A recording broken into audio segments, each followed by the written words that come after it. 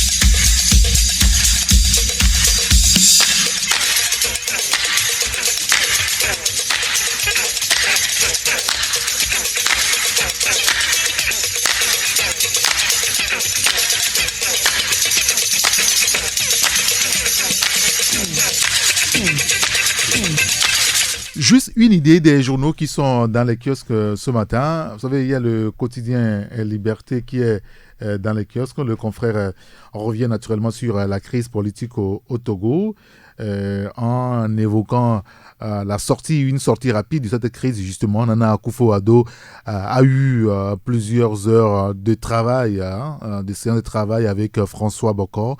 Vous lirez les détails dans le quotidien Liberté, c'est à la page 3.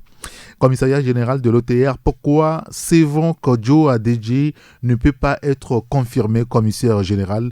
Le confrère en parle. Et puis les crimes et les drames d'ici et d'ailleurs, les deux forts Nyasingbe, le confrère évoque clairement le sujet ce matin. Il y a Fraternité aussi qui parle des forces armées togolaises. L'armée togolaise, loyaliste ou républicaine? Et c'est une interrogation du journal, vous lirez l'article là-dedans. Et puis difficulté d'accès aux énergies renouvelables, le grand retour du charbon de bois dans les ménages à lire donc dans le journal. Il y a le journal Le Triangle des enjeux qui est aussi dans les kiosques ce matin. Diplomatie tous azimuts, la pression s'accentue sur Faure Gnassingbé. François Bokor et Ado, Nana Akufo-Addo s'entend à Londres, Condé, Tikpi, Fabre et Adjamagbo à Paris. Que se sont-ils véritablement dit? C'est ce que le confrère nous propose. Et puis, dialogue en perspective, les tergiversations de Faure Gnassingbé qui frisent une hypocrisie extraordinaire. Est-ce que les évêques auraient compris à leur rencontre avec Faure? Vous lirez l'article dans le journal. Et puis, forum sur l'économie bleue, l'économie de la connaissance et de l'économie circulaire, des déchets qui valent de l'or. Le confrère revient donc sur le sujet. Il y a le journal, le quotidien Forum de la semaine aussi, résolution de la crise politique togolaise. Les acteurs de plus en plus proches du dialogue, note ou constate le confrère. Manifestations publiques et maintien d'ordre, les acteurs de la société civile et de la sécurité visitent les tests juridiques. Vous lirez l'article dans le journal. Le Patriote ce matin, de résolution de la crise politique togolaise, Faure au Nigeria, ses opposants à Paris, un peu de pragmatisme et de la lucidité pour aider à délivrer les Togolais, écrit le confrère. Et puis cet appel du professeur Wolu Komi à l'élite togolaise. Vous êtes la lumière qui éclaire les peuples et qui affole ou qui effraie les tyrans. Voilà, je pense que c'est ça bien ça, qui effraie donc les tyrans. L'article est découvert dans le journal. Il y a le journal La Dépêche aussi qui est dans les kiosques ce matin. Les marches, oui, mais jusqu'à quand? C'est l'interrogation du journal La Dépêche qui évoque aussi l'imbroglio togolais, l'armée au cœur des enjeux politiques. On pourra aussi revenir un petit peu sur le sujet tout à l'heure. Il y a le journal Le Messager, encore la crise togolaise. Depuis Abidjan, Faure Gnassingbé parle de la crise politique au Togo. Pour dialoguer, il faut être à deux. Ma voix seule ne suffit pas. Ce sont les propos de Faure Gnassingbé, ce que Ouattara et Faure Gnassingbé se sont dit. Le confrère en parle ce matin. Et puis Yark Damran à l'opposition togolaise. L'armée est fidèle aux institutions de la République. Point. Zimbabwe, Robert Mugabe démissionne finalement. Le confrère évoque aussi le sujet. Comme le dialogue. Crise togolaise, les tractations pour la facilitation se multiplient. Le peuple toujours dans l'attente. Note le journal sur la visite d'amitié et du travail du président togolais en Côte d'Ivoire, Faure Gnassingbé favorable au dialogue pour une sortie de crise. Et puis éducation, revendication des syndicats et perturbation de cours, sortie des élèves dans la rue. La vraie raison, le confrère revient sur le sujet avec une interrogation aussi. Quel antidote pour sauver l'école togolaise? Vous lirez l'article dans le journal. Il y a le libéral. Le libéral, situation politique, ça bouge dans tous les sens. Faure Gnassingbé multiplie les échanges avec ses pairs, des leaders de l'opposition à Paris. L'article est découvert dans le journal. Criminalité phonique, 2 trafiquants de pitons royaux condamnés à 24 mois de prison, dont 14 avec sursis. Et puis, approche contractuelle dans les hôpitaux. Le ministre de la Santé fait le point. La situation au CHR d'Atapamé, c'est à découvrir dans le journal. Et le tout dernier bébé dans les kiosques s'appelle Faits et Chiffres. C'est le numéro 001 ce matin, avec le portrait de Gervais Djondo, le bâtisseur africain. C'est sous ce titre que vous lirez le portrait de ce panafricaniste. On pourrait le dire sans se tromper. Et puis politique, l'ultime dialogue, c'est une interrogation. Le dossier du journal, peut-on vraiment atteindre les ODD d'ici 2030 ? Élément de réponse à lire dans le journal Faits et Chiffres. Donc dans les kiosques ce matin, outre Faits et Chiffres, vous avez La Dépêche, vous avez le Patriote, il y a aussi le quotidien Forum de la semaine, le quotidien Liberté, vous avez Fraternité, le Triangle des enjeux, le journal Le Dialogue, le Messager, et je pense, voilà, les journaux, le Libéral, les journaux qui sont dans les kiosques ce mercredi. Taxi Presse.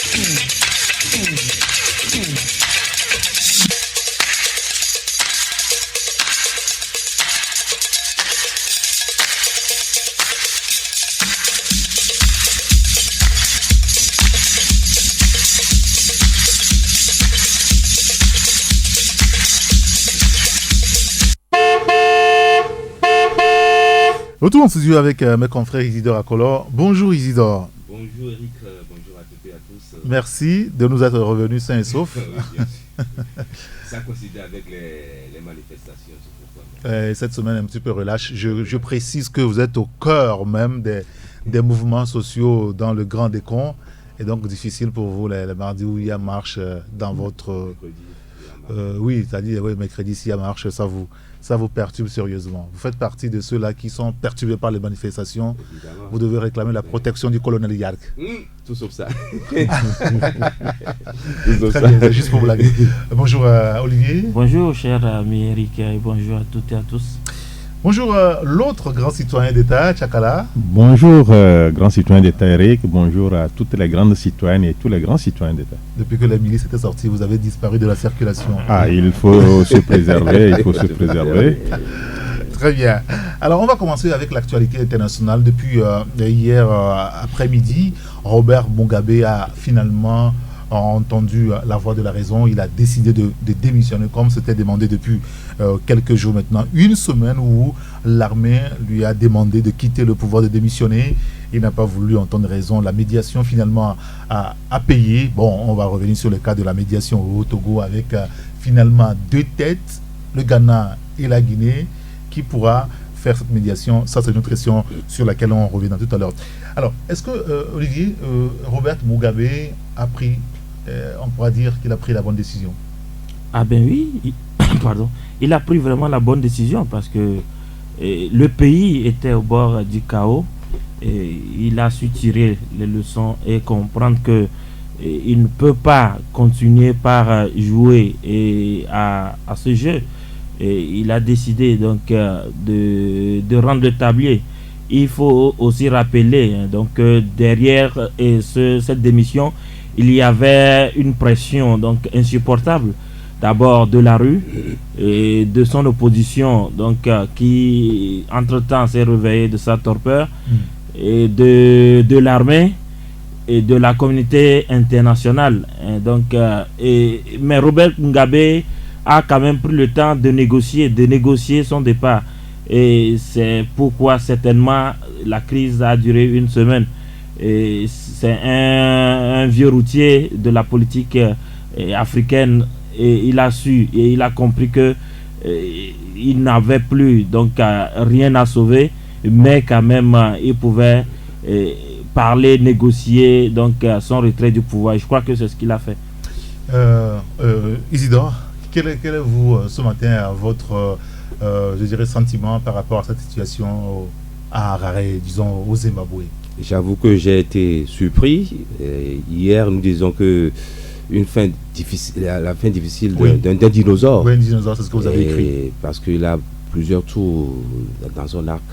Et le dimanche, il était prêt à s'en aller. Vous avez vu l'image qu'on a diffusée. Bon, quand les militaires lui tendaient l'affiche pour qu'il lise, finalement, il déclare qu'il a démissionné, il écartait. Donc, c'est quelqu'un qui a su jouer avec les nerfs des Zimbabwéens. Après, il s'est ravisé pour dire que bon, il vaut mieux sortir par la grande porte que de sortir par la fenêtre. Parce qu'il risque de sortir par la fenêtre, malgré son âge, malgré tout ce qu'on lui doit pour avoir négocié l'indépendance de la Rhodésie du Sud. Aux grandes dames de Joshua Nkomo que moi j'affectionne tellement, puisque c'est lui qui était au front. Et ça, beaucoup de gens l'occultent. C'est Joshua Nkomo qui a mené la lutte de l'indépendance. Et Mugabe s'est encoquiné avec les Britanniques pour pouvoir écarter et éliminer Joshua Nkomo. C'est ça l'histoire. Et aujourd'hui, il est obligé de lâcher prise. Et c'est une très bonne chose. Sinon, l'avenir de Zimbabwe se serait en pointillé, on ne sait, parce que les militaires ne voulaient pas aller vers un coup d'État. Même là, c'est un coup d'État qu'on a peut-être habillé. Non, on l'a poussé à la démission, c'est différent. Après l'avoir pris en otage. Non, on ne l'a pas pris en otage. Et avoir mis une pression. On l'a même protégé. On l'a même protégé. C'est un coup d'État. Non, c'est pas un coup d'État, c'est un peu un coup d'État. Ils auraient pu dissoudre les institutions, dire que l'armée prend le pouvoir. On connaît la formule. c'est pas un coup d'État, mais on a poussé. Aujourd'hui, on comprend que ceux qui vont s'essayer à ce jeu dangereux de coup d'État ne seront pas lâchés par la communauté internationale, la justice internationale. Donc on habille un peu plus maintenant les coups d'État. Oui, mais c'est de pousser Mugabe à démissionner par lui-même, et pour qu'on sauve les meubles, ce qui se peut encore sauver. Et c'est en cela que je dis qu'il est sorti par la grande porte, au risque de sortir par la fenêtre, parce que son parti était décidé à faire l'impeachment. Ça a été le coup fatal porté à sa personne. À sa personne. Il s'est senti lâché. Il n'avait plus les rênes du pouvoir. Il a perdu tous ses hommes de confiance. Bon, comme toutes les dictatures, c'est comme ça. Hein. Quand vous êtes faible, bon, on voit que votre fin s'approche. Tout le monde vous lâche. C'est une leçon à l'endroit des potentiels des dictateurs qui s'accrochent ou s'accrocheront toujours au pouvoir et voulaient mourir au pouvoir. Mugabe voulait mourir au pouvoir. Vous avez dit comment il a traité l'armée zimbabwéenne, que c'est la plus lâche armée du monde. Comment faire un coup d'État à un vieillard comme lui. Donc voilà, c'est quelqu'un qui a voulu tourner tout le monde en bourrique. Finalement, il s'est rendu compte que bon, ça ne peut pas prospérer et il a jugé. Bon, moi j'étais étonné. Moi je croyais qu'il allait encore résister, jouer avec les nerfs des Zimbabwe. Il faut préciser que Robert Mugabe a 93 ans. 93 ans. Il est l'un, sinon le plus vieux chef d'État jusqu'à hier. 37 ans au pouvoir. Tchakala Aliro, est-ce que ce qu'on a assisté hier peut quand même avoir tache d'huile sur le continent? Non, absolument. C'est quelque chose qui va marquer un peu la marche pour l'alternance que beaucoup de pays africains espèrent. Il y a certaines zones où les résistances et les réticences sont très fortes. Donc, ce qui s'est passé au Zimbabwe va peut-être faire bouger dans le bon sens les lignes, dans ce sens, dans le sens de l'alternance. Parce que je crois qu'à un moment, il faut savoir quitter le pouvoir avant que le pouvoir ne vous quitte. Et en voulant jouer avec les nerfs des Zimbabwéens, et je crois qu'il s'est pris à son propre jeu. Et à 93 ans, on ne joue plus de toutes ses facultés physiques et mentales. Donc, il ne pouvait pas résister, surtout que l'armée avec qui il a fait du chemin, surtout avec les généraux qui étaient à ses côtés pour le combat en vue de l'indépendance. Il a eu, et ceux-là l'ont lâché. Et il y a quelques années encore, cette armée n'avait pas donné le moindre répit à Morgan Tsvangirai. Vous avez vu, il était maltraité comme un petit esclave dans son propre pays. Et c'est cette même armée qui a décidé aujourd'hui de dire que non, Mugabe, ça va, et il n'avait pas à résister. Donc je crois que les enseignements... pas ça en réalité, au-delà des enseignements, hein. Est-ce que ce n'est pas ça le vrai problème aujourd'hui? L'armée qui intervient dans le jeu politique, dans certains pays, est-ce que ça ne fausse pas la donne? Parce qu'aujourd'hui, celui qui viendra au pouvoir prochainement au Zimbabwe n'est pas à l'abri. L'armée peut intervenir aussi à tout moment dès qu'elle sentira un petit pépin. Non, mais à des moments, je crois que certaines interventions de l'armée sont salutaires. Vous voulez voir cette entité qui a quand même une grande assise dans le pays laisser les choses pourrir parce qu'ils sont en train de protéger un des leurs? À un moment, je crois que ce qui s'est passé au Zimbabwe, c'est... Quoi qu'on dise, c'est un coup d'État, mais un coup d'État classique qui viendra quand même sauver ce pays de l'absolu des confitures. De l'absolu des confitures. Entre-temps, c'est cette même armée qui avait soutenu, même si Morgan Tsvangirai avait gagné des élections, c'est cette armée même qui avait fait changer les choses en faveur de Mugabe. Et c'est cette même armée qui dit qu'actuellement, il faudrait une certaine purge contre les criminels économiques. Il faudrait quand même arrêter les frasques de Dame Grace Mugabe. Et elle n'est pas allée de main molle. Et ce monsieur ne pouvait pas résister. Et surtout que son parti, la ZANU-PF, l'a aussi lâché, l'a déchu de son titre de président de choses. Il avait quelle assise dans le pays? Il fallait quand même lâcher prise. Et il a lâché prise. Il n'y a pas eu un seul décès.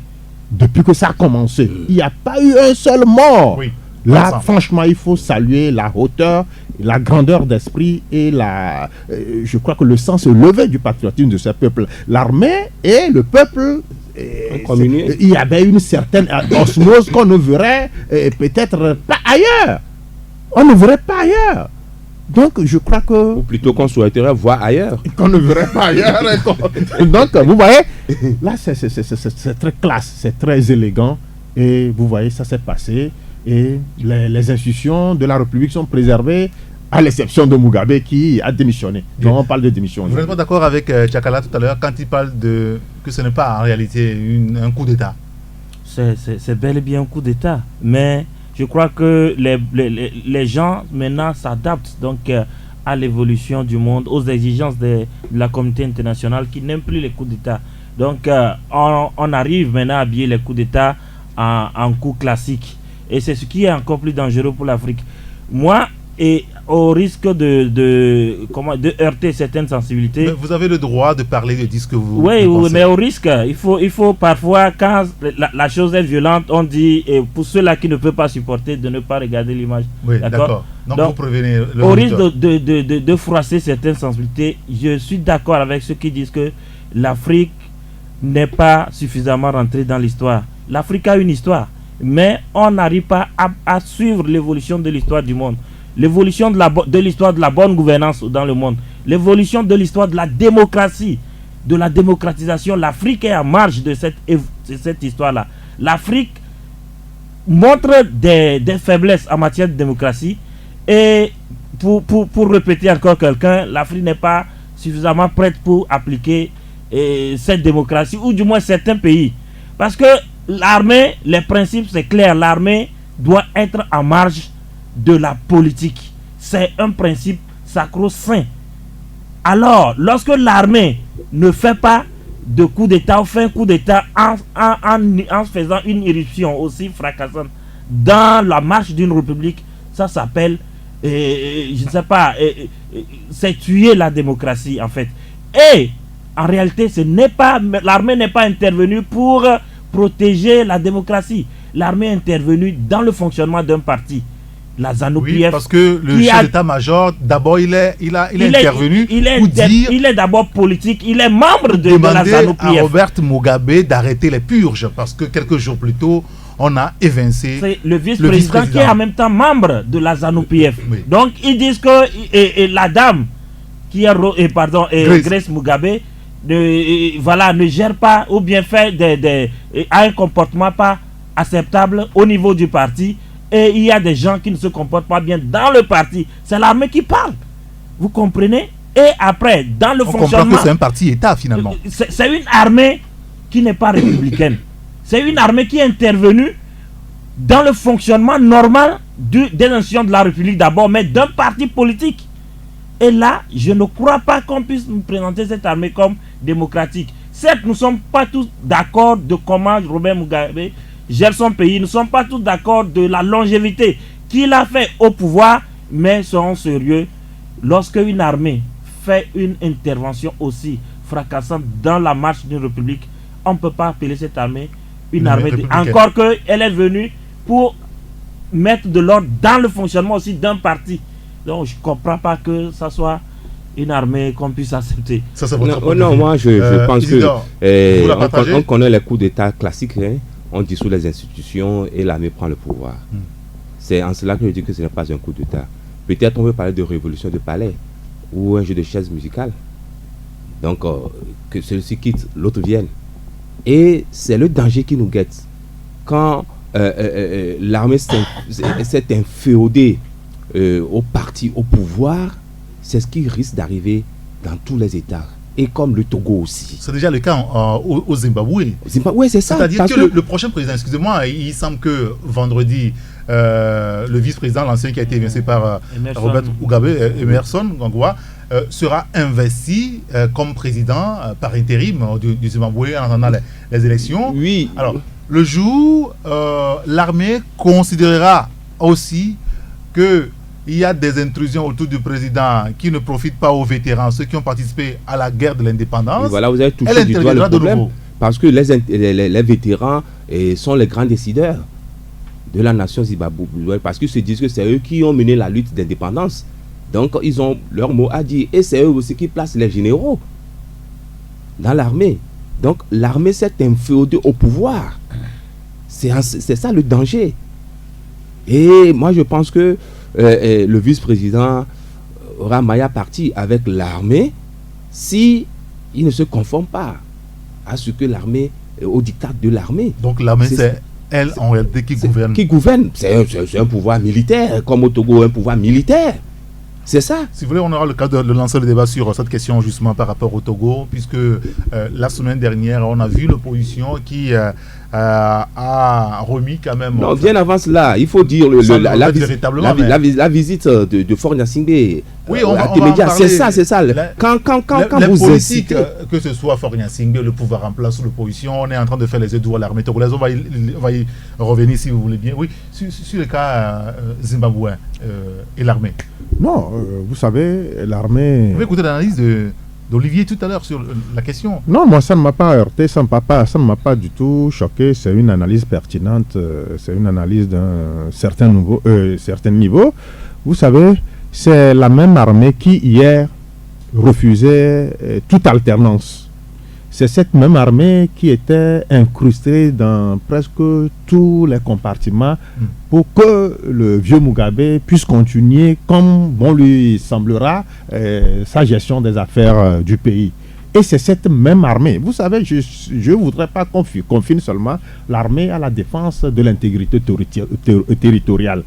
Parce que quand en interne, ça ne va pas, quand en interne, ça bouillonne, quand en interne, les mouvements de contestation et de ressentiment deviennent grands, il va falloir quand même taper du poing sur la table. Ça aussi, c'est de l'agression.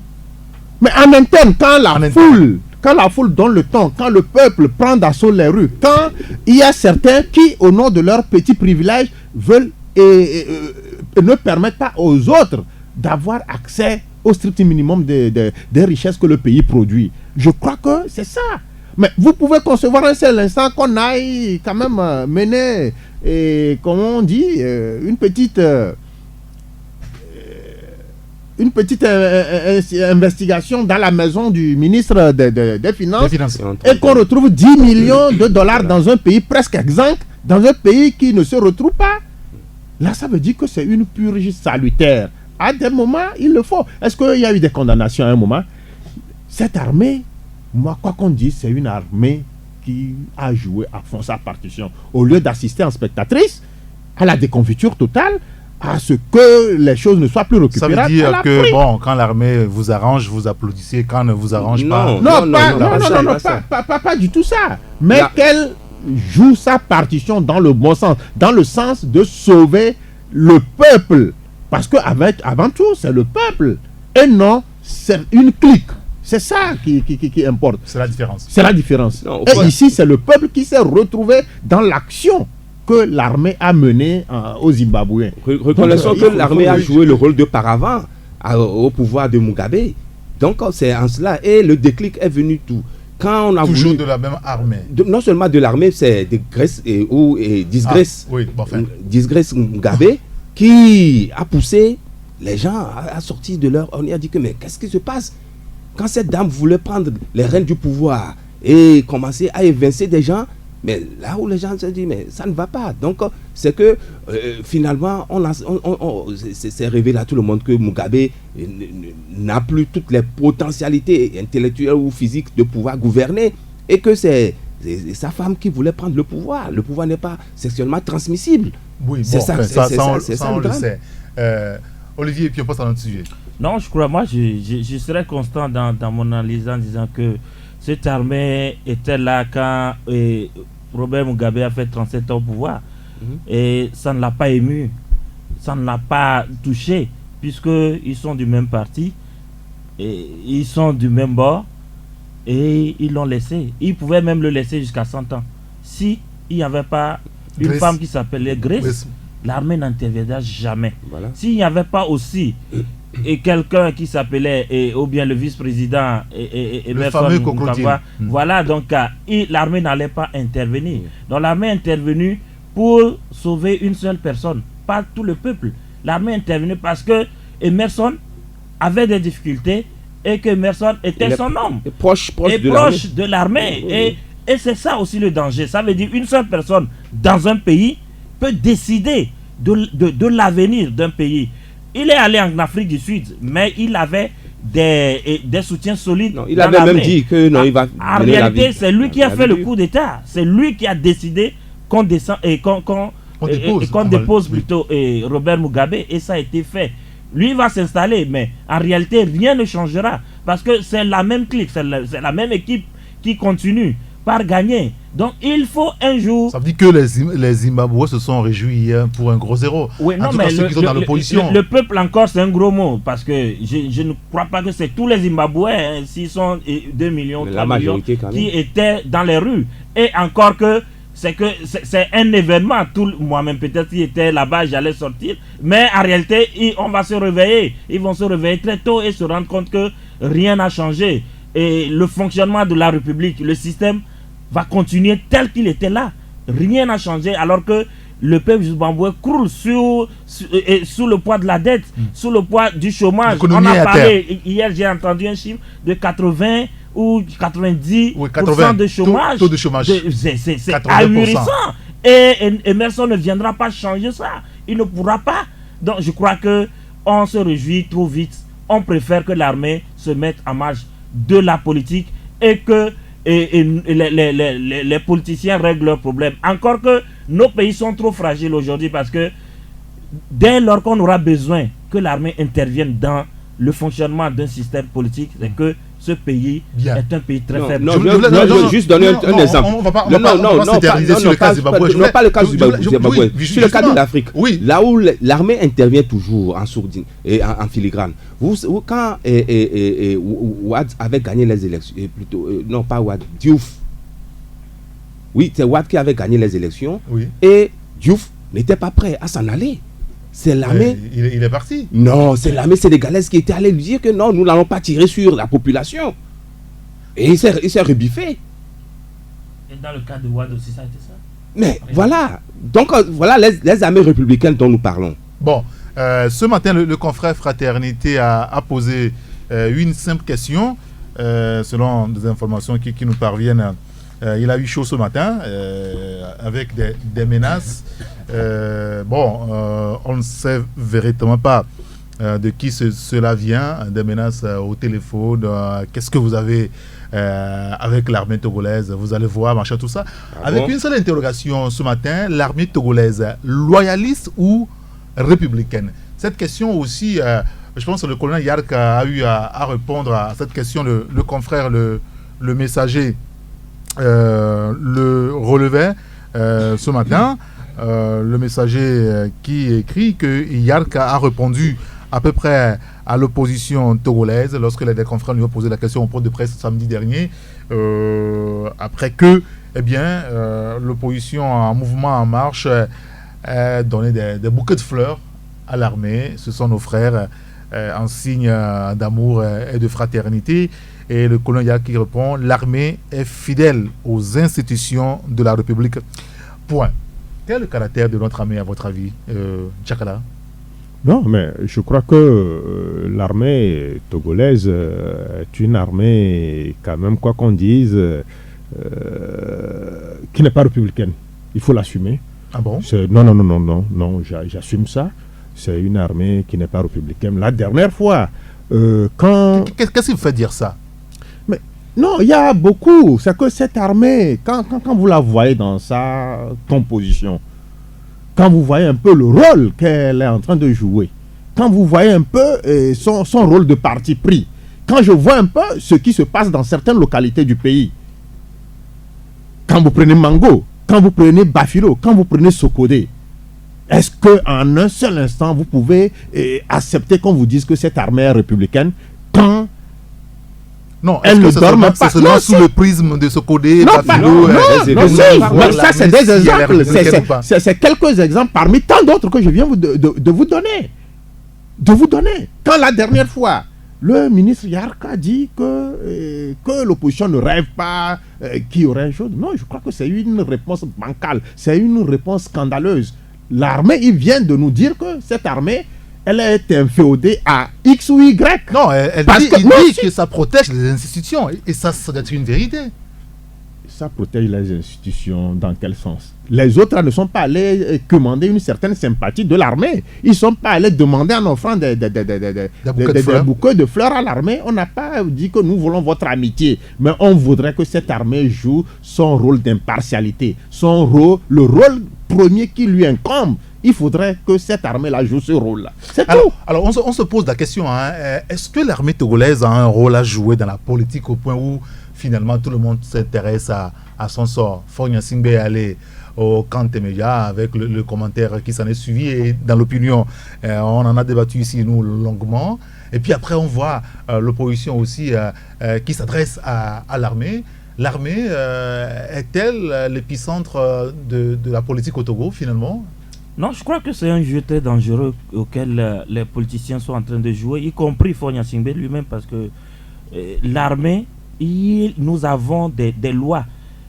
Elles sont bonnes ou pas, moi je suis plus légaliste. Et la loi, il faut la respecter à la lettre. Bien sûr. Et même dans son esprit. C'est parce que ceux-là qui ont fait ces lois, les constitutionnalistes, ont compris que lorsque vous faites appel à l'armée pour intervenir, ça n'a jamais été bon, qu'ils ont dit que l'armée ne devrait plus faire de la politique. Et ils ont décidé de mettre ça dans un test et de se rappeler chaque fois que nos enfants lisent, que nous-mêmes nous lisons, que l'armée même lit, et elle doit comprendre qu'il lui est interdit de se mêler de la politique. Mais voilà que c'est nos politiciens qui vont maintenant les inviter à faire irruption dans la vie politique. Est-ce que c'est vraiment ça? On voit des officiers supérieurs de l'armée qui sont dans la politique. Qui assistent au congrès de parti. Quand on est ministre de la République, en réalité, est-ce qu'on ne fait pas déjà de la politique? Je crois que nous violons nos lois, parce que normalement, pour être ministre, la loi dit qu'il faut démissionner. De l'armée. De l'armée. Mais quand on ne continue pas à vous appeler colonel, ça suppose que vous avez toujours le statut. Puisque les gens n'ont pas démissionné. Donc ça veut dire qu'en réalité, il y a beaucoup de choses que nous ne respectons pas. Et en réalité, en tant que citoyens, nous devons porter plainte contre ceux qui violent ces lois. Mais les institutions devant lesquelles nous devons porter ces plaintes ne fonctionnent pas. Si bien qu'on est pris dans un étau, dans un cercle vicieux qu'on ne peut pas. Sinon, l'armée, en réalité, devrait être cantonnée à son rôle de défense et de l'intégrité du territoire et de protection des citoyens. Point. Parce qu'aujourd'hui, l'opposition et le pouvoir invitent l'armée à prendre leurs responsabilités. Demain, Bahora l'a dit, demain, cette même armée interviendra toujours, puisqu'il y a une jurisprudence, et c'est la jurisprudence 63 qui continue jusqu'à aujourd'hui, ou avant 63 qui continue jusqu'à aujourd'hui. Donc il faut plutôt, contrairement à ceux qui invitent l'armée à intervenir, il faut plutôt qu'ils invitent l'armée à faire un effort pour se mettre à l'écart de la politique, parce que si l'armée intervient aujourd'hui, l'armée interviendra toujours. Est-ce qu'il y a eu un appel à l'armée à intervenir dans le débat politique? En réalité, les gens le disent au bout des lèvres. L'esprit de leur phrase, tout le monde comprend. L'esprit de la phrase de fort. C'est-à-dire qu'on ne dit pas clairement à l'armée d'intervenir. Oui, mais on lui dit d'intervenir quand même. Et nous tous, nous ne sommes pas aussi bêtes pour ne pas comprendre le jeu auquel les gens jouent. Y compris ceux même du pouvoir. On comprend le jeu qu'ils jouent. C'est un jeu très dangereux. Et il faut avoir le courage de les dénoncer. Mais pas seulement dans un camp, dans tous les camps. Parce que quand ça va arriver, il ne faut pas croire que demain, celui qui sera là, ne va pas subir les conséquences. Donc faisons très attention en ne faisant pas la politique des intérêts, parce que demain, ces intérêts vont nous rattraper. Isidore? Non, j'ai trouvé intéressante l'interrogation de mon ami Joël, l'armée togolaise loyaliste ou républicaine? Non, l'une dans l'autre, moi je dirais que l'armée togolaise est instrumentalisée. Dans l'armée togolaise, il y a des gens très compétents qui connaissent bien leur boulot, mais sauf que l'armée est instrumentalisée. Alors, de ce point de vue, est-ce qu'il faudra parler de l'armée ou plutôt évoquer certains officiers supérieurs de l'armée, tout simplement? Ils font partie de ce corps. Donc c'est l'armée. Mais ils n'incarnent pas le corps. Le corps. Mais c'est les responsables. Non, laisse-moi donner quelques exemples. En 63, il vient de le dire, l'hypothèque de 63 nous poursuit jusqu'à aujourd'hui. Le coup d'État? Ah oui. Ah oui. Ce n'est pas pour rien que Feu et Sylvain Sonupio n'a pas voulu d'une armée, mais des gendarmes pour assurer, et des policiers pour assurer la sécurité. Il semble que l'armée c'est sa est première erreur budgétivore. politique. Est-ce que c'est une erreur? Comment vous pouvez engager des gens qui... Il faut forcément des forces qui protègent des fauteuils. Bon, écoutez, la Suisse n'en a pas. Oui, bon, Vrai voilà. ou faux? Donc, vraiment cette parenthèse. Et la Suisse ne se porte pas mal. Ne se porte pas mal. Donc, évoluons. Ah, vous voulez comparer la Suisse à l'Afrique maintenant, Mais- au Togo? Mais il y a des gens qui disaient que Togo, là, c'est la Suisse de l'Afrique. Donc, continuons. Le jeu de l'armée. Vous vous souvenez, en 2005, comme si c'était hier, où on a ramassé les urnes, toutes ces choses-là. Donc, l'intervention de l'armée, ça, tout le monde le sait. En 2015, Le 5 février. mais c'est février. Le mode de dévolution du pouvoir, c'est l'armée qui a fait l'allégeance à Faure Gnassingbé. Oui, sauf que ça, c'est un incident malheureux. Un incident. Non, attendez. Je ne vais pas tout égrener. Je vais pas tout On est égrener. passé à la D'accord, normale. d'accord. Il y a eu élection, Faure Gnassingbé a été élu par les En Togolais. 2015. Après, il a gagné en En 2010, il a 2015. gagné en 2015 également. En 2015, il va falloir que l'armée intervienne pour que Tafa Tabiou puisse, comment dirais-je, proclamer des résultats et nous dire qu'il paraît que j'ai mal restitué. L'armée était où là-dedans? Ah bon? Allez-y voir. Vous n'étiez pas là quand l'armée avait encerclé Non, c'est la les CENI. forces de sécurité. Les forces de pour la sécurité. protection. Mais allez demander à comment se fait-il, Francis Pedro, comment se fait-il que le juge Sangaré est parti en catimini? Non, voilà. C'est en cela que je dis que l'armée togolaise Donc est l'armée togolaise instrumentalisée. est au cœur du jeu politique. Est au cœur du jeu politique et a eu toujours à intervenir. Ça a été instrumentalisé par Feu et Yadema et continue d'être instrumentalisé par son fils. Et on a le courage de le dire. Olivier dit aussi que l'opposition est malheureusement aussi dans le jeu là. Non, moi l'interprétation que j'ai. En faisant des clins d'œil à l'armée. Chacun analyse. Chacun va de son commentaire. Oui, je vais donner la parole aussi à Tchakala. Je vous donnerai ça après. Allez-y, Tchakala. Non, cette instrumentalisation, qu'on le veuille ou pas, c'est qu'il faudrait que nous restituions une certaine vérité à l'opinion. L'armée togolaise, il faut voir un peu le parcours depuis 63, vous m'excusez, jusqu'à ce jour. C'est une armée qui est au cœur de grandes décisions politiques, disons.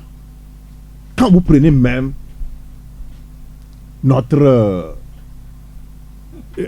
certaines de nos directions. Ah oui. Même les préfectures. C'est des généraux. Quand vous prenez les préfectures, il y a des énarques qui sortent de là, qui ont quand même la gestion de eux, mais c'est certains officiers supérieurs. Ils sont Quand vous prenez même le gouvernement, il y a même aussi des officiers supérieurs là-dedans. Et vous voulez nous dire quoi? Qu'elle n'est pas au cœur de certains enjeux qui se jouent dans notre pays?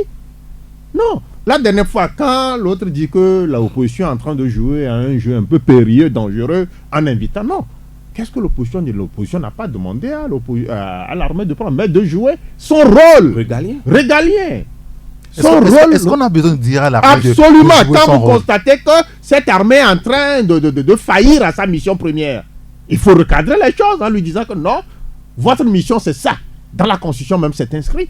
Il faudrait que cette armée-là joue son rôle, que la Constitution lui reconnaît.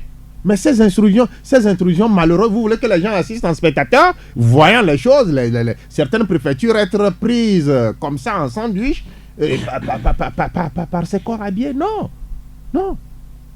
On aurait eu une attaque extérieure qu'on dirait que non, l'armée n'a qu'à jouer son rôle dans ce genre. Mais je suis prononcé sur le geste de l'opposition. Oui, je vous redonnerai la parole. Je ne dis pas que ce que l'armée fait est bon. Ou je ne dis pas que l'intervention aujourd'hui de l'armée dans la vie politique togolaise est une bonne chose. Mais le principe, ce devrait être quoi? Le principe, ce que nous tous nous voulons ardemment, c'est que l'armée arrête d'intervenir dans la vie politique du pays.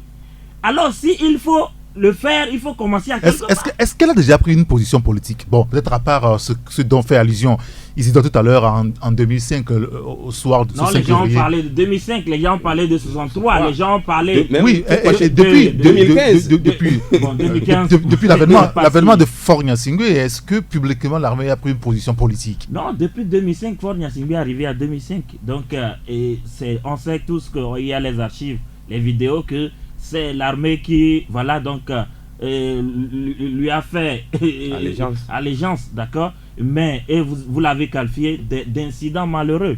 Et on suppose que c'est un incident malheureux qui doit s'arrêter et que demain, ça ne se répète plus. Mais si nous voulons que l'armée continue ces incidents malheureux, alors là, nous irons de malheur en malheur. C'est ce que moi je dis. Il faut toujours arrêter à quelque part. Et il ne faut pas croire que c'est parce que aujourd'hui, l'armée soutient peut-être le parti au pouvoir que il faut que l'opposition s'y fasse des clins à cette armée pour qu'elle le soutienne, parce que nous tous, demain, si ça c'était le cas, on dénoncera aussi ces faits. Oui, parce que je fais venir le sujet justement parce que on remarque que, eh bien, le pouvoir aussi s'intéresse à l'armée, on lui fait des clins d'œil. L'opposition aussi fait des clins d'œil à l'armée. Alors, c'est pour la question. Si l'armée joue un rôle fondamental dans la politique au Togo. Il faut se battre à ce que l'armée devienne républicaine. Je suis parfaitement d'accord. Et nous tous, nous battrons pour ça. Nous devons nous battre pour ça. Ceux qui se mettent en marge de ce combat, je crois qu'ils sont plus dangereux que l'armée elle-même. Non, je suis parfaitement d'accord avec la chute de mon confrère. Mais comment on est arrivé là? Parce qu'il a fallu qu'un Faure Gnassingbé aille à tes médias pour, comment dirais-je, dresser l'armée contre le peuple. Non, il y a eu des commentaires. Pas des commentaires, moi je l'ai dit. Divers sur le sujet. Vous l'avez écrit, bien entendu. Oui, bien sûr. Vous l'avez écrit hier. Non, on n'a pas besoin de faire la science politique pour décrypter le message de Faure Gnassingbé. Et j'ai fait rappel en 1992. Quand on a découvert un corps habillé, le corps d'un militaire proche de la maison de Maître Okansé, mais les représailles qui s'en sont suivies. C'est en cela que Faure Gnassingbé invitait l'armée. Non, mais il y a une constance aussi. Excusez-moi Isidore, il y a une constance aussi.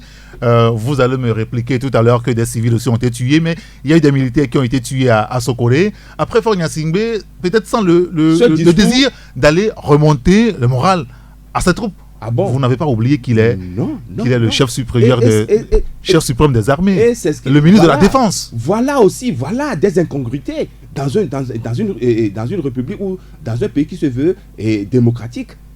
Le ministre de la Défense doit être un civil. C'est comme ça se passe. Mais il est chef suprême des il est chef suprême des armées. Et c'est lui. Et aujourd'hui, quand on lui dit que c'est lui qui est derrière les exactions ou les dérapages des forces de l'armée, mais il ne veut pas dire qu'il est un homme simple. Ou il se dédouane de ça. Pourquoi? Parce que aucun armée ne peut pas sortir des casernes sans avoir eu l'orgueil de son supérieur. De son supérieur hiérarchique. Et aujourd'hui, le ministère de la Défense est rattaché à la présidence de la République. Maintenant, je voulais revenir au geste de l'opposition la fois dernière en donnant des fleurs. Moi, ça m'a rappelé les années 60, les années hippies. Je ne sais pas si vous vous souvenez de ça. Quand les militaires tapaient ceux qui sont du mouvement hippie aux États-Unis, mais c'est les gestes qui le faisaient. Il y a eu ça en Ukraine il n'y a pas longtemps. Non, c'est comme ça. C'est pour leur dire que jouez votre partition. Restez au-dessus de la mêlée. C'est tout. Bon, ça c'est votre explication de la chose. Au niveau du gouvernement, on aura forcément pas les mêmes explications. D'ailleurs, on a écouté le ministre Yak Damran sur le sujet. Oui, Tchakala, et puis on passe à autre chose. Non, il va falloir que nous soyons clairs. Si ce qui est blanc, il ne faut pas dire que c'est blanc sale ou c'est beige, c'est blanc. Mais depuis 90 jusqu'à ce jour, l'armée s'est illustrée négativement. Quand vous prenez l'attaque de la primature, quand vous prenez un peu ces coups d'arrêt au niveau de la conférence nationale avec les chars qui viennent le haut commissaire de la République. Les communiqués. Les communiqués numéro 1, numéro 2, numéro 3, tout ça là on n'en finit pas. Oui, ça c'est la vieille époque. Non, la vieille époque, mais Ce dont vous parlez, c'est la vieille époque. Mais ça n'a pas évolué de façon... Les faits sont têtus. Les faits sont là. À force de regarder dans les retours... La dernière fois, à la CVJR, oui. quand il s'était s'agit quand même de demander à cette armée-là de venir parler, vous avez vu un peu ce qui s'est passé avec Monseigneur Bariga. Donc ça veut dire que l'armée est au cœur. Et on voudrait que cette armée joue à fond son rôle républicain. Le rôle qui lui est dévolu par la Constitution. C'est ça que nous voulons. On ne veut pas qu'on transgresse les choses et que nous soyons là à applaudir. Et quand les gens disent que non, on donne les fleurs à la chose là, non, mais on veut que ce qui vous est reconnu, que vous le jouez. Il ne faut pas opérer des intrusions. Et comment comprendre que l'armée togolaise s'illustre bien ailleurs, sur des fronts? L'armée, on les qualifie. Mais pourquoi au pays, quand tu vois les forces de l'ordre, tu commences à trembler? Non, il y a parmi eux des gens compétents. Il y a beaucoup de compétences dans l'armée togolaise. Et ça, vous ne le relevez pas souvent. On le relève. Et c'est ce que moi j'ai commencé. Mais que cette armée est instrumentalisée. Messieurs, merci beaucoup. On va demeurer dans la politique togolaise et souligner que depuis cette semaine, les choses semblent aller très vite. Faure Gnassingbé, dans les capitales ouest-africaines, à Abidjan et à Abuja hier, l'opposition dans une capitale européenne, à Paris notamment, où Jean-Pierre Fabre-Tikpi, Etedam et Brigitte Adjamabo Johnson sont consultés par le chef de l'État guinéen Alpha Condé, qui veut jouer un rôle dans la facilitation en mettant les acteurs autour d'une même table. Entre-temps, le président ghanéen aussi semble avoir joué son rôle. Alors, on ne comprend plus rien. C'est une médiation bicéphale finalement dans la crise togolaise. Oui, on a l'impression que c'est une médiation à deux têtes parce que on a cru que le Ghanéen Nana Akufo-Addo était assez évolué et avait la bénédiction de ses pairs de la sous-région pour essayer de rapprocher les positions au Togo. Mais on sent que Alpha Condé aussi se bat donc de son côté pour être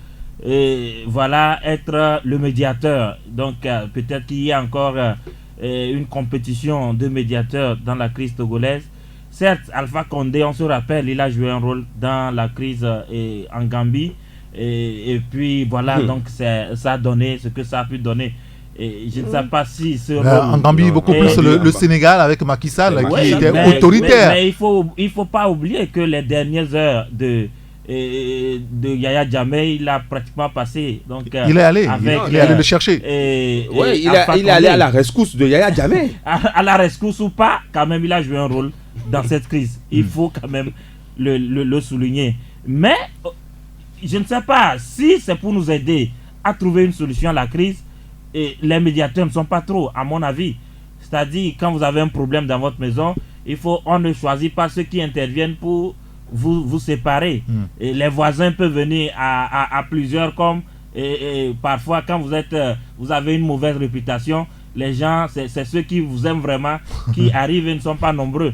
Donc, suivons nos regards aussi bien à Paris que à Accra, parce que pour Accra, on annonce le 28 pour savoir ce qui va advenir. Ah oui, parce que hier, toujours dans la journée d'hier, on nous a renseigné, et beaucoup de confrères l'ont écrit d'ailleurs ce matin, que l'ancien ministre de l'Intérieur, Akila Isoboko, a été consulté par le président ghanéen à Londres. Ainsi que Kofi Yamian aussi. Il faudra comprendre, Isidore, que les choses vont vite, très vite finalement. C'est mon souhait. Qu'on sorte de cette logique de pourriture, j'ai eu à toujours le dire.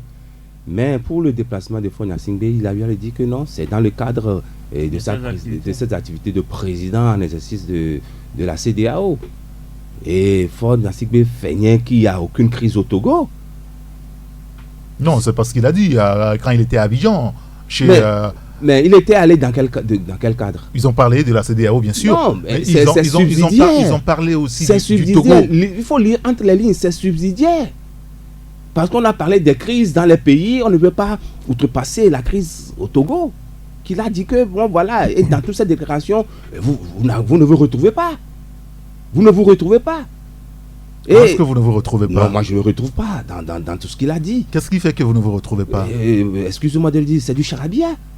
Hum. C'est du charabia parce qu'on dit que pour dialoguer, il faut être deux. Non, tout le monde le sait. Ça, c'est le morceau choisi de certains confrères. Tout le monde le sait. Vous avez écouté tout son discours, tout son message. Pour moi, c'est du charabia. C'est-à-dire que j'arrive pas à comprendre. Si on veut vraiment sortir de la crise, je dis que bon, voilà, dès mon retour, je vais appeler mon opposition, on va discuter et on va trouver les solutions. Et il a dit qu'il a fait sa partie, il a joué sa partition, quitte à l'opposition de jouer sa partition. C'est-à-dire accepter venir. Et finalement, il a dit que bon, le dialogue, tout va se terminer par un dialogue qui peut avoir lieu dans les semaines à venir. Toutes ces gesticulations que moi je vois, c'est juste pour apaiser les gens, pour que la réunion Union africaine ou bien Union africaine, Union européenne se tienne sans grabuge et sans que le problème togolais s'invite dans ce débat. C'est ce que moi j'entrevois. Et il ne faudrait pas que l'opposition joue à ce jeu malsain. Qu'on le temporise de dire que non, calmez-vous, vous allez aller à un dialogue. Mais on ne sait même pas les contours de ce dialogue. Les contours du dialogue, on va en parler tout à l'heure avec vous, puisque le communiqué du gouvernement qui avait annoncé les prochaines discussions évoquait cette discussion avec toute la classe politique. Alors on se pose la question, est-ce que c'est avec tout le monde, véritablement? C'est avec tout le monde. Ceux qui sont même en dehors de la coalition de 14 partis politiques. Vous allez voir. On va y revenir tout à l'heure après la pause publicitaire. Tout de suite, la pub. Au début, nous étions une petite famille, avec le numéro d'appel 90. Quelques années après, un autre numéro d'appel s'est ajouté à notre belle famille, le numéro 91. Puis a suivi un autre, le 92. Et quand le numéro d'appel 93 est venu, nous étions particulièrement heureux parce que nous devenions une plus grande famille. Chez nous, à Togocel, nous aimons la famille. C'est pourquoi nous avons désiré et souhaité pour vous une très belle nouvelle naissance. Les numéros d'appel commençant par 70. Grâce à vous, nous comptons plus de 3 millions d'abonnés pour lesquels nous essayons toujours de donner le meilleur de nous-mêmes. Et nous ne nous lasserons jamais d'innover pour votre plus grand bonheur. Togocel, le leader. Du 24 novembre au 11 décembre 2017, vivez la 14e foire internationale de Lomé au centre togolais des expositions et foire de Lomé. Thème, le numérique au service des affaires. Plus de 1000 exposants et 300 000 visiteurs à ce grand rendez-vous annuel de promotion des affaires. Ne manquez surtout pas les rencontres B2B. Faites alors un tour sur l'application Foire Togo 2000, téléchargeable sur Play Store. La foire internationale de Lomé, foire de toutes les opportunités. Pour plus d'informations, consultez le site www.ctf.tg ou contactez le 00228 22 35 07 27 ou le 90 31 76 37. L'info pratique, c'est sur MC+ de Togocel. Le service MC+, c'est un accès simple et rapide aux meilleures blagues, aux news d'actualité, aux pharmacies de garde et à plein d'autres informations utiles. À partir de votre mobile, dans le menu message ou à partir du menu MC+ de votre téléphone ou encore plus simple, faites étoile 102 dièse et lancez l'appel. MC+ de Togocel, disponible 24 h sur 24. Togocel, le leader. Retour des tubes dans un instant sur Taxi FM. Taxi FM. Taxi Presse.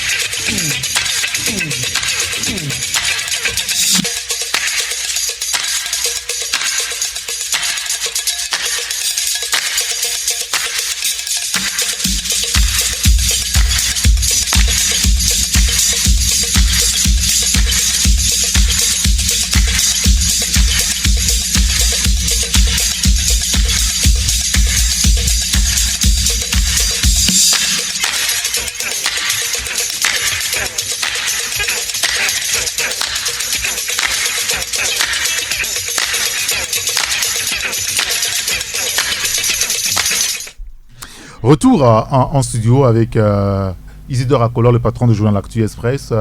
Olivier Adja. Olivier Adja. Il y a des presse et puis Tchakala Aliro du journal Courrier de la République. Alors, Tchakala, Fornia Singbe dans les capitales sous-régionales, l'opposition à Paris. Ça se précise sérieusement. Mais sur quoi on n'en sait pas grand-chose? Non, ça se précise et je suis tout heureux de constater que mon pays est aussi important aux yeux des autres. Parce que quand vous voyez toute la ferveur autour de mon pays, avec des chefs d'État qui veulent que cette crise-là soit vite résolue, là, ça veut dire que le Togo compte. Et malheureusement, c'est nous Togolais même qui sous-estimons notre pays, les capacités de notre pays. Sinon les autres reconnaissent quand même la valeur de notre pays. Sinon on ne laisserait pas les choses pourrir de la sorte pour que tout le temps les projecteurs soient braqués sur notre pays à cause de nos turpitudes, à cause de nos petits égos, à cause de nos petits intérêts. Là ça veut dire que le Togo compte et ça me réjouit. Maintenant s'agissant de cette médiation à plusieurs têtes, je crois que il va falloir que les gens soient très prudents. Il ne faudrait pas que les gens viennent jouer à des rôles subversifs dans la résolution de cette crise. Qui joue? Non, moi je vois les gens en train de... Le Ghanéen est très avancé. Et le Ghana est proche de nous, de la réalité de nous, de notre pays, de nous. Et je ne vois pas pourquoi à un moment, je ne sais pas s'il le fait à titre de président en exercice de l'Union africaine, ou bien c'est, je ne sais pas à quel sens le président Alpha Omar Kounaré est en train... Alpha Condé, vous m'excusez, est en train de s'investir dans ce truc. Mais on ne peut pas le refuser, le président en exercice, les gens sont allés le rencontrer. Mais je crois que le travail que le président ghanéen est en train de faire, c'est un travail très louable. C'est un travail qui permettra quand même le pays, si tous les acteurs consentent s'asseoir autour d'une même table, et de vider le contentieux qui divise. Je crois qu'on va faire des bons pros du jeu. Maintenant, il appartient à l'opposition de savoir discerner la bonne graine de livret. Qui veut réellement accompagner... Savoir à qui faire confiance. À qui faire confiance. Mais moi, personnellement, cette crise, le président ghanéen est en train de la gérer avec un doigté, en acceptant rencontrer certains poids lourds. Vous me demanderez pourquoi certains, tels Yamyan et Akila Boko, pourquoi ils ont été rencontrés. Mais c'est déjà une interrogation de hier. Mais ça veut dire que ce monsieur, le médiateur ghanéen, est-ce qu'ils font partie de la crise? Il est en train de faire un travail de fourmi. Il faut écouter les gens. Il faut écouter des gens. Et pas n'importe qui, pas des plaisantins, mais des gens quand même qui ont des choses. Et au sortir de l'audience que le président Nana Akufo-Addo lui a accordé, vous voyez, non, ce monsieur Akila Bako dit, il s'inscrit dans toute résolution qui irait dans l'apaisement, qui irait dans la relance de notre pays. Donc ça veut dire que les échanges ont été fructueux et que ce que le président, le médiateur, a voulu écouter de ce monsieur, il a écouté et il a pris acte et peut-être il pourra user de certains faits qu'il aurait reçus de ce monsieur-là pour faire avancer la chose. Kofi Annan aussi, de Paris, il donne tout le temps de ses nouvelles, sa position, sa vision de la crise que nous vivons. Donc c'est des gens Et en interne, peut-être que certains ont été déjà reçus, mais on n'a pas fait grand bruit autour. Donc ça veut dire que cette crise, c'est pas seulement ceux que nous voyons devant, pouvoir et opposition, mais il y a certains poids lourds aussi qui ont leur mot à dire. Et le président ghanéen est en train de faire ce travail de fourmi. Et s'il plaît à Dieu, les résultats seront là. Je ne sais pas si vous avez eu une idée de celui qui paie l'addition à la fin de ce déplacement. Vous allez nous dire à la fin si vous avez une idée là-dessus. Ça doit faire quand même beaucoup d'argent quand même à dépenser. Est-ce que c'est le Togo qui dépense ou c'est les médiateurs de leur propre poche qui dépensent avec ses billets d'avion, circuit de capitale en capitale? Olivier Adja, la crise togolaise aujourd'hui au niveau de l'opposition, est-ce qu'il y a une unicité d'action visiblement? Je veux parler des préalables que des gens veulent poser au niveau du pouvoir et par le canal de certains couloirs. On estime que c'est pas la peine de poser des préalables, il faut venir autour de la table pour discuter. Même Jibé Bawara, il y a 2 semaines environ, sur nos plateaux, a été clair et évoquait même sur RFI que l'opposition est encore en train de poser des préalables, ce qui matérialise à peu près sa mauvaise foi. Non, je crois que les préalables, moi je l'avais dit, donc qu'on n'a pas besoin de surenchère ni de préalables pour régler cette crise, parce que plus ça dure, plus ça nous crée tous, donc à nous tous, des problèmes, des difficultés. Et aujourd'hui, on risque même de ne même pas, ceux qui manifestent risquent de ne même pas arriver donc à obtenir ce qu'ils veulent, parce que le temps, moi j'estime que ça n'est pas en faveur de l'opposition. Le temps est en faveur de ceux qui sont au pouvoir et qui arrivent donc à s'adapter à la réalité et à se conformer donc à cette réalité-là. Donc il faut aller très vite pour sauver ce qui est à sauver. Maintenant, comment les préalables, normalement, j'estime que c'est autour de la table de discussion qu'on peut parler de certaines choses. Au niveau exiger la libération, par exemple, des détenus, ça peut être discuté autour, avant d'aller bien sûr au fond des sujets. Il y a des choses qu'on pouvait donc des choses qu'on doit oui, parce qu'il semble qu'hier ce sujet a été sur la table à Paris, où les leaders de l'opposition ont demandé au président guinéen de demander que tous les détenus politiques, ceux qui ont été arrêtés lors des manifestations, soient libérés, y compris les imams. Et selon certaines informations, si nos sources sont crédibles, et il me semble que c'est crédible, il y a encore un imam qui a été enlevé ce matin à Bafilo. Et voilà qui rajoute à ceux qui sont déjà là. Non, c'est une situation qui est lamentable, parce que on ne peut pas en même temps chercher l'apaisement et continuer par poser des actes qui vont à l'encontre de l'apaisement. Et ces arrestations, j'estime que ce n'est pas idéal, ce n'est pas opportun ou opportune à ce moment précis. Parce que on va à un dialogue et il ne faut pas ajouter encore à la colère des gens. Maintenant, on vous dira que non, il y a eu des informations qui concernent tant qui concernent la sécurité du pays, etc. Mais je crois que il faut faire, et le médiateur, ou du moins Alpha Condé l'a dénoncé, et du moins en disant que non, parfois il faut faire preuve de retenue lorsqu'on veut aller vers un dialogue. Il ne faut pas poser des actes qui vont mettre à mal ce dialogue. Mais ces actes même aussi parfois viennent de l'opposition, parce que on a beau le dire, mais cette opposition entend de petites fissures donc dans leur rang. Et il faut c'est une alliance qui tient que sur un fil. Oui, l'alliance tient sur par un fil, mais aussi c'est une alliance qui est hétéroclite et qui regroupe en réalité des partis qui forcément ne s'aiment pas. Et quand on prend les FDR et le cas, j'estime que c'est avec beaucoup d'efforts qu'ils se regardent même aux réunions en face. Ça, on ne va pas chercher de midi à 14h donc pour le dire. Mais il faut quand même se surpasser lorsqu'on veut donc certaines choses. Mais ces derniers temps, on sent dans les discours, on sent dans les mots que les uns et les autres utilisent que ça va, le divorce commence par venir. Ça donc, se précise à peu près. Ça se précise, et ce n'est pas bien, en tout cas pour cette opposition qui est arrivée entre-temps à se mettre au-dessus de tous les intérêts plutôt, pour exiger une chose. Mais cette chose est en train de vouloir, et c'est ça la question du temps dont je parle, parce que avec le temps, les gens vont finir par clasher ou bien aller au clash. Ce serait dommage quand même que cette opposition qui a montré, j'imagine, cette union depuis 3 mois, et qu'un beau matin, que tout cela vole en éclat. La dernière sortie du patron de la communication de l'ANC n'aura pas quand même rendu service. Voilà le mot que je cherchais. Je ne suis pas là à commenter les déclarations. Mais tout à l'heure, vous avez commenté la déclaration de Faure Gnassingbé quand même. Non, chargé de communication, moi j'attends plutôt que ce soit les responsables de parti. Il était un responsable de parti.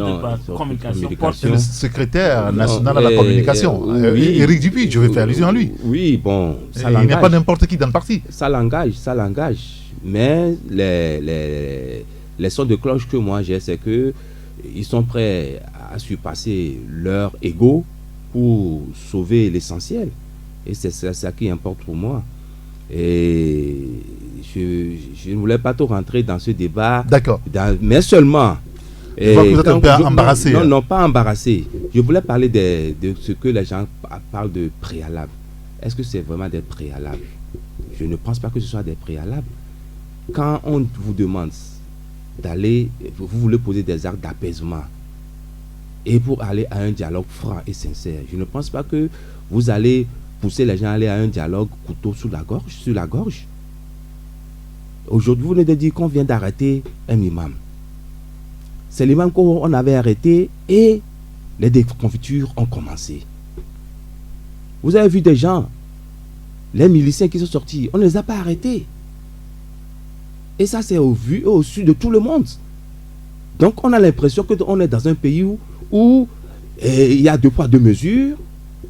Il y a une loi pour certains et une loi pour les autres. Mais si on voulait régler ce problème-là, libérer ceux que vous avez arrêtés, faites venir ceux qui sont obligés de dormir dans des brousses ou d'aller en exil. Si aujourd'hui, la médiation planche plus vers le Ghana, je pense que c'est parce qu'il y a beaucoup de réfugiés togolais ou beaucoup de gens qui, au cours de cette crise-là, sont allés au Ghana. Vous avez vu, c'est le Béninois qui avait commencé. Après, finalement, on a dit que bon, il vaut mieux que le Ghanéen puisse le faire. Je crois qu'il y a tous ceux-là qui ont milité en sa faveur parce que quand ça pète, beaucoup de gens vont au Ghana. Et il y en a aussi plus de milliers qu'on dit déjà, moi, que ce soit les gens de Mango, que ce soit les gens de Sokolé, qui sont en exil là-bas. Il faut les faire revenir. Et lever le tas de sièges qui pèsent sur Sokolé, Bafilo, Mango, on parle de préalable. Moi, je n'arrive pas à comprendre.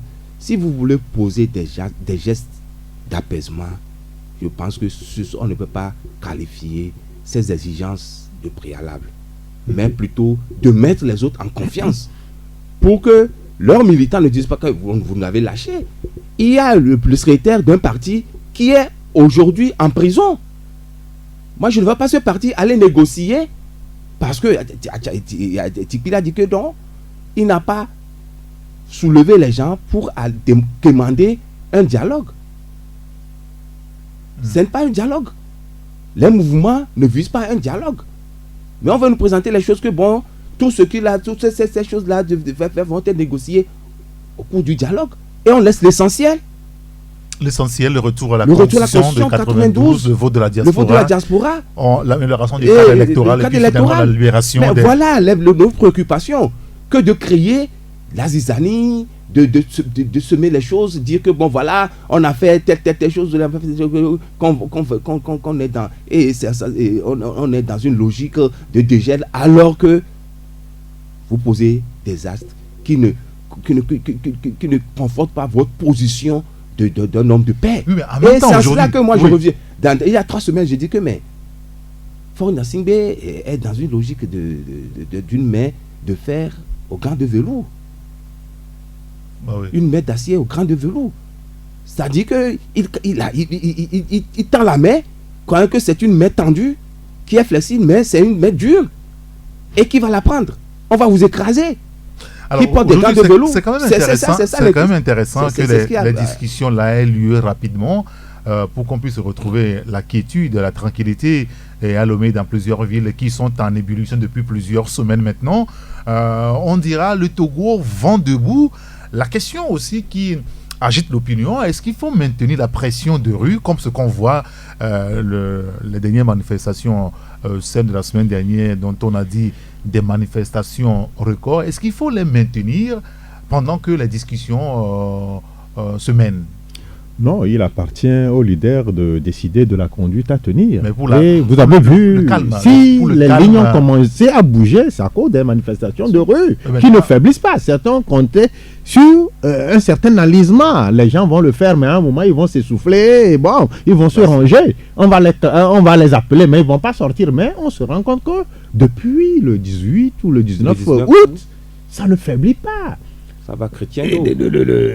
La dernière démonstration, c'est celle de samedi dernier, où les rues étaient noires de monde. Donc ça veut dire que ça ne peut pas faiblir la mobilisation. Et si c'est un outil pour contraindre le pouvoir à lâcher un peu, je crois que... C'est le langage que le pouvoir... Je donne la parole, mais c'est-à-dire que pour vous, il faut maintenir la pression. Non, c'est pas moi qui... La discussion non, c'est pas moi qui ai appelé, mais... Nous, on analyse, on est des leaders d'opinion, on analyse. Non, mais si les gens estiment que c'est ça qui mettrait une pression supplémentaire encore sur le pouvoir, bon, à eux de décider de la conduite à tenir. Mais ce qui est... Quand on parle, je veux peut-être me prononcer sur les préalables, mais ce n'est pas seulement l'opposition qui pose des préalables.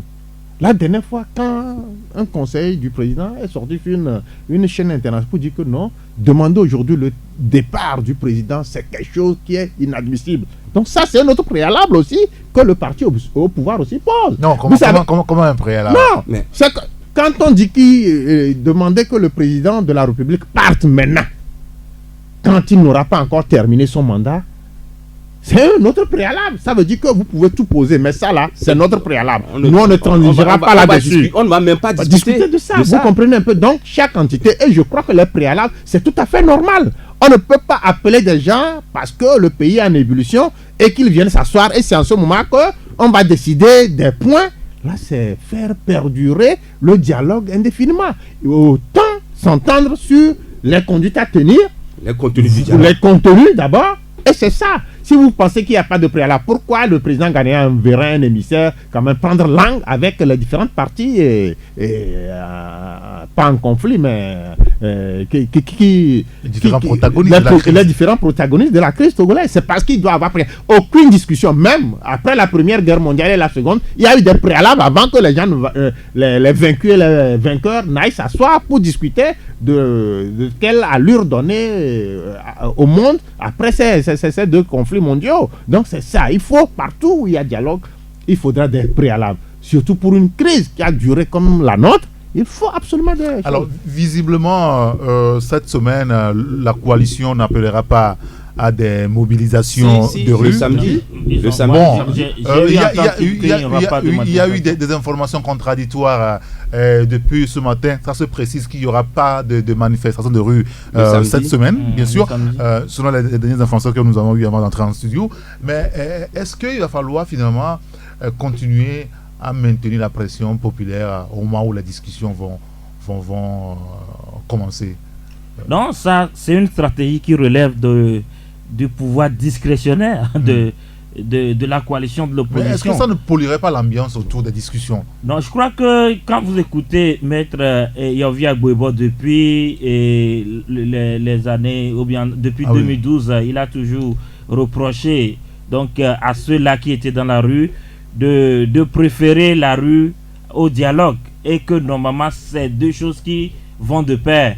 Lorsque vous faites pression sur quelqu'un, il faut toujours lui donner l'opportunité de discuter avec vous et de voir ce qu'il peut vous donner, ce qu'il ne peut pas vous donner. Et c'est normal qu'il y ait toujours, parce que nous avons toujours dit ici que le rapport de force au Togo est déséquilibré, a toujours été déséquilibré. Donc si aujourd'hui l'opposition arrive à trouver une manière d'équilibrer ce rapport de force, pourquoi ne pas l'utiliser pour pouvoir essayer de faire pression sur le pouvoir et arriver donc à obtenir une partie de ce qu'elle veut, ou bien de ce qu'elle veut. Mais il faut comprendre aussi qu'on ne va pas à une négociation en pensant qu'on va tout avoir, parce que c'est l'erreur aussi que certains ont commis entre-temps en allant aux négociations avec des exigences pas possibles et en croyant qu'ils vont tout avoir, alors que vous n'avez pas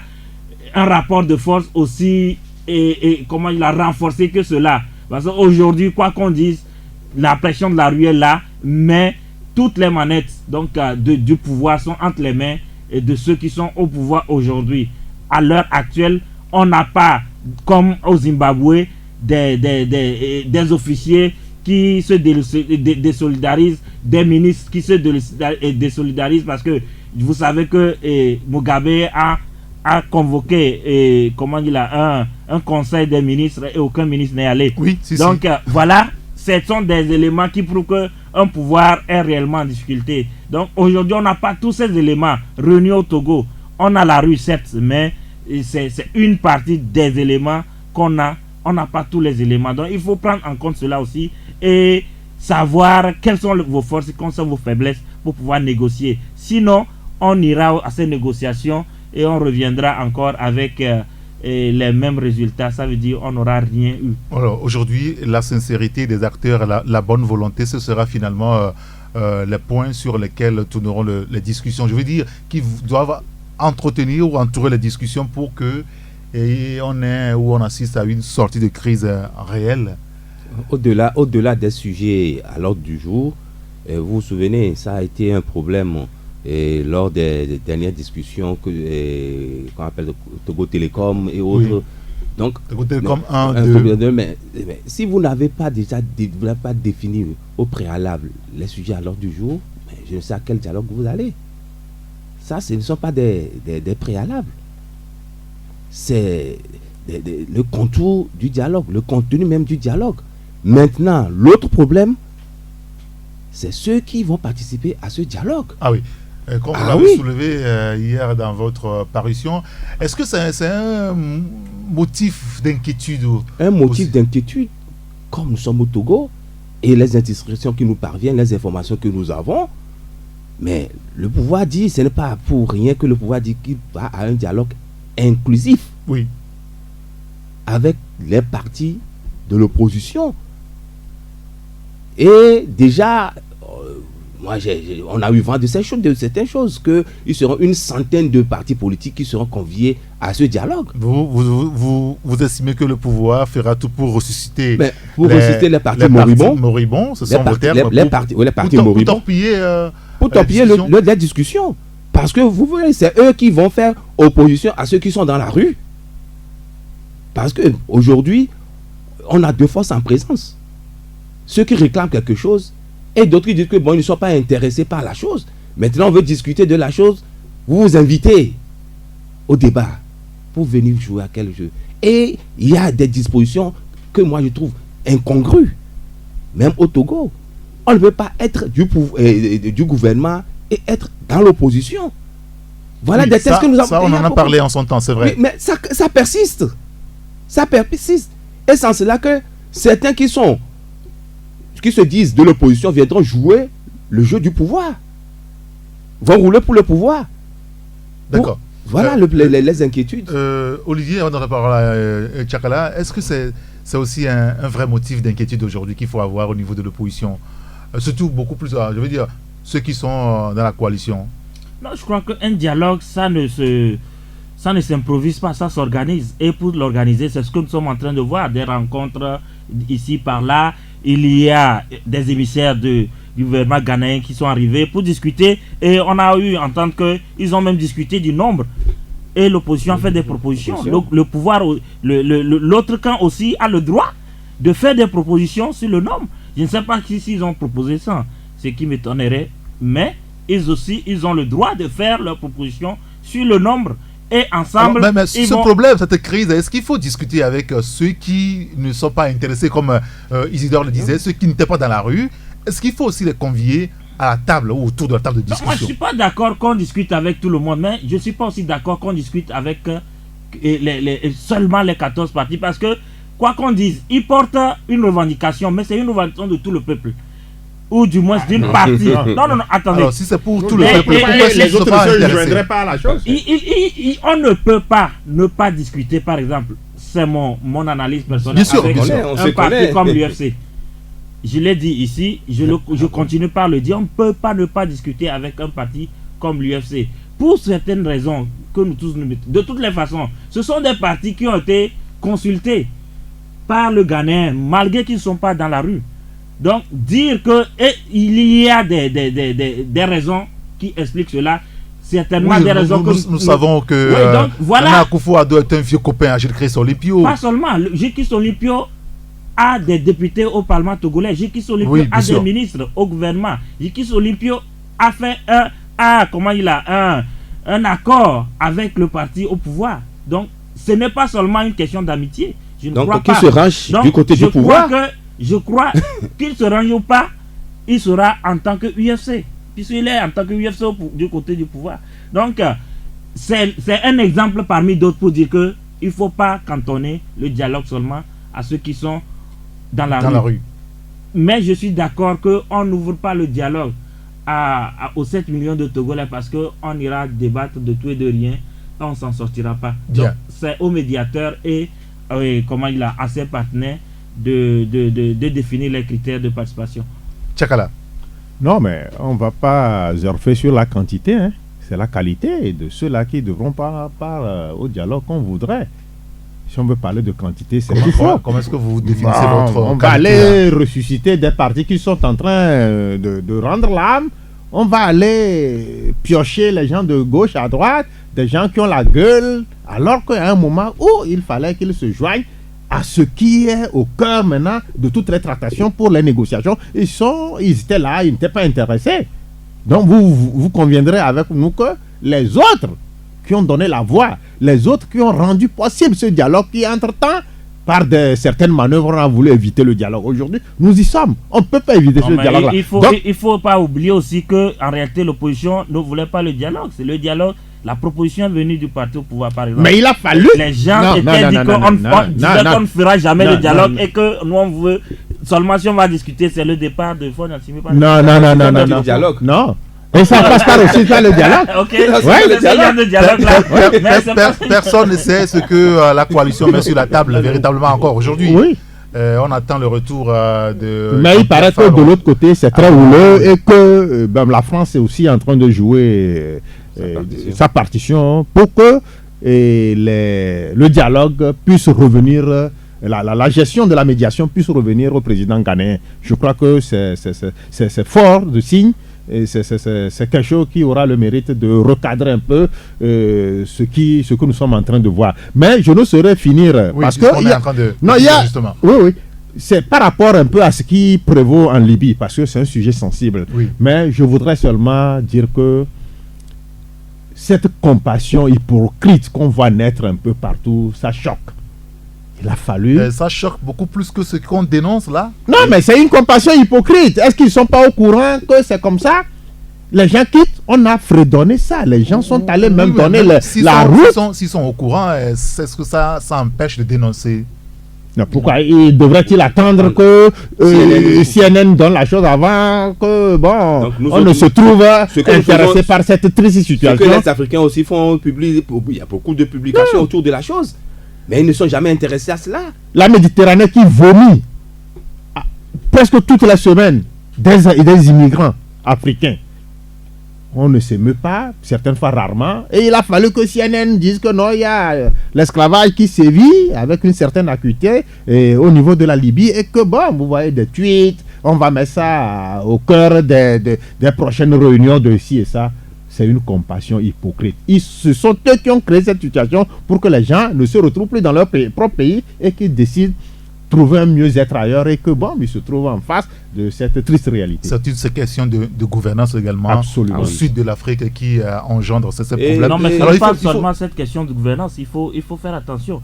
Je crois que la question de gouvernance, elle est là. Elle se pose avec acuité. Les gouvernants que nous avons n'arrivent pas à créer les conditions d'épanouissement pour la jeunesse et les populations en général. Donc, et ça pousse les gens à quitter leur pays pour chercher un mieux-être ailleurs. Ça, c'est vrai. Mais quelqu'un qui a 4 millions, qui a 3 millions et qui estime qu'il va traverser le Niger avec son argent en poche, il va prendre une pirogue et il va arriver en Europe. Non mais Olivier, personne n'a 3 millions en poche pour faire cette traversée. De toutes les façons. Ceux qui traversent ou ceux qui font ce trajet n'ont jamais 3 millions. Non, mais vous savez combien ça coûte les passeurs? Mais alors, oui, mais... Ce sont des milliers d'euros que les passeurs prennent. Les gens, ils ont de l'argent, ils font des prêts pour aller en Europe. Pour aller chercher l'Eldorado. Mais soyons sérieux. Ah oui, c'est ça. Si vous avez 4 millions aujourd'hui, je crois que peut créer un emploi. Vous pouvez créer un emploi en Afrique. Vous pouvez, parce que l'Europe fait rêver. On voit des gratte-ciel, il y a une démocratie, il y a toutes les conditions, je suis d'accord. Mais les gens aussi doivent faire un effort pour pouvoir rester chez eux et créer de l'emploi. Je dis, il y a un problème de gouvernance, mais nous sommes aussi en Afrique. Je ne dis pas que nous en sortons, mais au moins, avec 4 millions, je n'ai pas 4 millions personnellement. Oui, mais il faut que les conditions aussi soient créées pour que vos 4 millions puissent se faire. Je n'ai pas refusé, je ne refuse pas, mais c'est dans les mêmes conditions que certains aussi ont réussi.